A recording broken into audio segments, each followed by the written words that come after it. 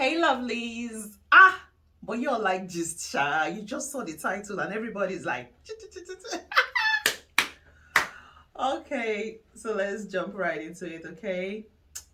Hey lovelies, you're welcome back to my channel. If you're seeing me for the first time, my name is Vera Obieche. On this channel, we talk about fashion, we talk about business, family, lifestyle. I also vlog and every other beautiful things in between. So I want to share a story. I'm trying to replay everything in my head. So yeah, I was at the Synagogue Church of All Nations in Lagos sometime 2013. Yeah, because my wedding, I got married January of 2014. So yeah, 2013, few months after college graduation. So in this video, I'm going to tell you why I went there. So yeah, so let me set the stage, okay? Let me set this, how it all went down. I was in college living my best life and I was preparing for my wedding and everything was going well. And by the way, before I continue this video, I just want to say that my father-in-law and I are besties. Like, I love my father-in-law. And, so I was in college. My husband was already here in the States. He's been here years before I joined him. So everything was going well. I was preparing and I was, just doing everything that I had to do just before my wedding. So I went home one time and I met my father-in-law and his brother. He actually called me to come. My father-in-law called me to visit. Like, I was already home.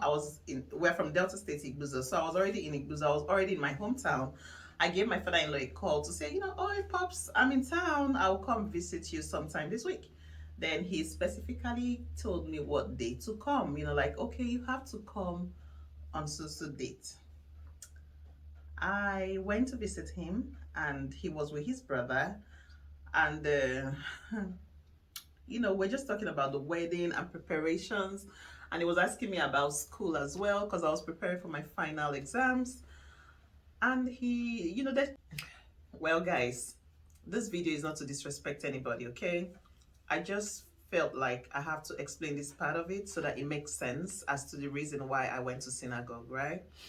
And so when I got to my father-in-law's house, he was with his brother. And they kind of told me that before we proceed with the wedding planning and all that, that we have to go to Synagogue Church of All Nations for prayers. So I said, okay.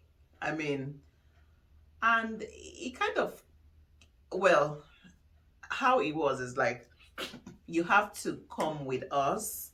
So I have to go with somebody to Synagogue Church of All Nations for prayer, or else my wedding won't go through.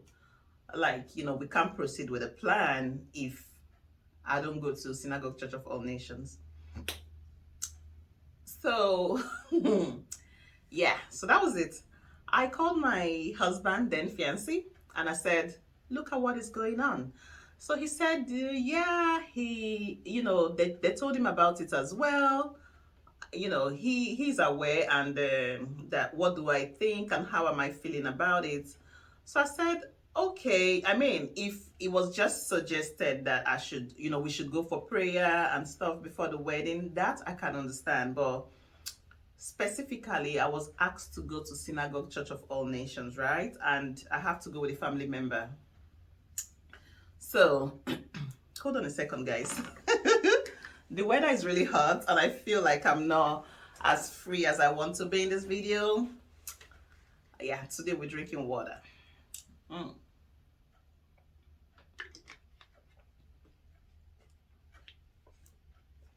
So anyway, back to my gist. So I was, under some sort of condition. I was conditioned to have to go to. So anyway, I was asked to go to Synagogue Church of All Nations for prayers before we can proceed with the wedding. Because like my husband told me that somehow one of the family member had to go to my home, my family house. They asked like a few questions about me. You know, the typical old school way that they do it. Like you go to the girls. So in Africa, for those of you who are non-Nigerians, who are non-Africans, when back in the days, you know, like during my mother's time, but my mom didn't do that. She met my dad in a separate city, and they got married when she was 19 years old. But anyways, during like my mom, my grandmother's time, when you want to get married to a lady, you kind of ask around. I don't know if they still do it. If they still do it today, please correct me in the comment section, okay? So you kind of go around the girl's village, you snoop around, you ask what her behavior is like, the kind of family she's from, and all that. So anyway, so somebody went and asked about me. I grew up in Lagos. I didn't grow up in my hometown, so I guess most people just like, ah, well, she minds her business. Some of them said I could be a snob, and that's it.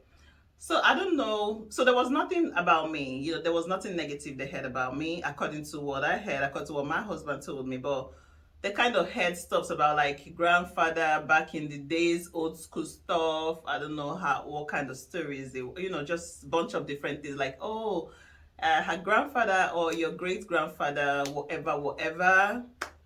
Most of us have like our backstories. No, yeah, if you're from Africa or anywhere you are from, whatever it is, irrespective of the continent you're from, we all have like, we're not perfect people, right? So anyways, that was the condition. Without me going to Synagogue Church of All Nations, they told me we could not proceed with wedding planning. I called my baba. I said, boo, look at what, look at what I was told. Are you aware? He said he was aware. I thought about it for some time, and I called him and I said, well, I love you and I know you love me, but I don't think I can continue with this wedding. I don't think I can continue with, this wedding. And yeah. So hubby was like, he's really sorry about, everything that is going on. And it's not like we can't proceed, but A and B, like two people right there said they weren't going to be present. They won't come to the wedding if we continue, without me going to Synagogue Church of All Nations. So before I continue, I would like to say that show me one family, right? Even if the girl is perfect, even if the girl is good, but show me one family that their great grandfather or uncle hasn't done one or two things or whatever, right? And not like, it was not a murder case, it was not a case of stealing or whatever. I don't know, but show me one family, point out one family, right? Because like my husband and I are from the same hometown, we're from the same village. So just as whoever that was sent to my own family home to ask about me, to ask about the family, just as he maybe heard one or two things about maybe 4 generations before me or 2 generations before me, so also guys, it's the same village. So I had gist too about his own side. Let me tell you something, guys. Village people are jobless, so I guess they have all the time in the world, right, to say stuff or to dig into people's past. So anyway, I'm just trying to say that no family is without flaw. So anyways, I called my then fiancé, now hubby, and I said, I don't think so, because I didn't have a problem going to Synagogue Church of All Nations for prayers or whatever, but I had a problem with me being conditioned to go, or else this will happen. Like, you have to go, or else we won't come for your wedding. And also, I was thinking about the near or, like far future. I was thinking about the future, like, okay, if I do this now, what are they going to come up with tomorrow? Like, is there going to be something else? This time might not be the Synagogue Church of All Nations, because I was just getting to know this wonderful family that I'm married into today. Then I was just getting to know them. So, but like I said, it didn't change my feelings for my father-in-law. Like, I've always loved him. I've always loved him, and I will always love him, okay? But yeah, so what my husband said, And this is to say that at the end of the day, I know they say when you're marrying a man, you're marrying his family as well. Cool. But you're going to be living with that man. So how he treats you and how he understands things is very important, guys. I understand that you're marrying the family, but under whose roof are you going to be living in? The family, you only get to see them once in a while, or if you're in the diaspora, you see them maybe once in a year, or I don't know what it, but anyways, my husband told me this. He said, babe, I promise you, just do this because I want everybody to be present at our wedding. But I promise you, when we eventually get married, now we are married, right? Nobody's going to condition us to do anything that we do not necessarily want to do. So, a good relationship is built on trust, right? Love is good, but love is not enough. You have to really trust your partner. So when he said those words, I said, okay. I said, okay, fine, I'll go. I didn't, and I still don't really have any form of negativity about the Synagogue Church of All Nations or about TB Joshua. But too many stories, too many misconceptions, just too many stories about the Synagogue Church of All Nations, about TB Joshua. So I didn't necessarily, it wasn't a church I was necessarily looking at going or visiting or what. But anyways, so I went with a family member, and when I was leaving, guys, I feel like this video has been too tensed, okay? So let me tell you what happened. I'm sure this will crack you up. Let me tell you the advice I got before leaving home for, Lagos, for leaving home for Synagogue Church of All Nations. My baby sister, shout out to Owen if you get to watch this video. My baby sister said, V. Yeah, she doesn't call me Vera. She usually says V. She said, V, you're my sister. I love you and I know you. When you get there, make sure you don't fall. So she said, make sure you don't fall. Because, she was insinuating that if I fall down during prayers,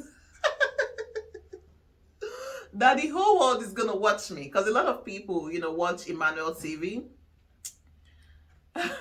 So she said, make sure you don't fall. I know you and you don't have any evil spirit in you. Don't fall down. The whole world is going to... So I looked at her and smiled, like, in all of this, your main concern is for me not to fall down. But I love her. I mean, yeah, I understand what, now I understand better. Like now I'm grown. I just look back and I remember all these things, and so far so good.